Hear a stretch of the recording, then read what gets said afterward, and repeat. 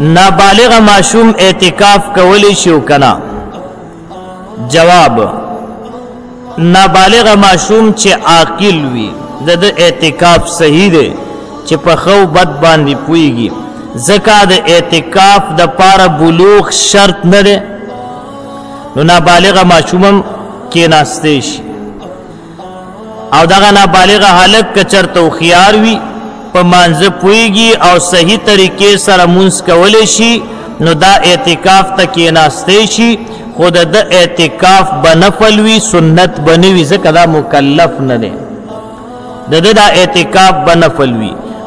کداسی او معشومه چې هغه نه پوهېدو نو بیا اعتکاف ته نشي کېناستی ځکه په دې کې د جومات د بې ادبۍ خطره ده ښه آقا نامدار جناب محمد رسول الله صلی الله علیه وسلم فرمایي چې تاسو خپل مساجد د ماشومانو د مجانینو نه وساتئ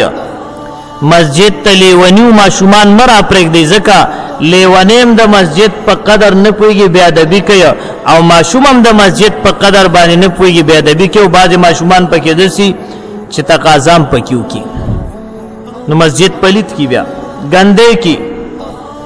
نو دیو جن حدیث دی حکم دی نبی علیہ الصلوۃ والسلام فرمایلی دی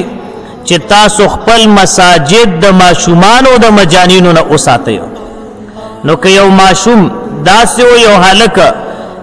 چې هغه او خيار نو نو بیا اعتکاف ته نشي کېناسته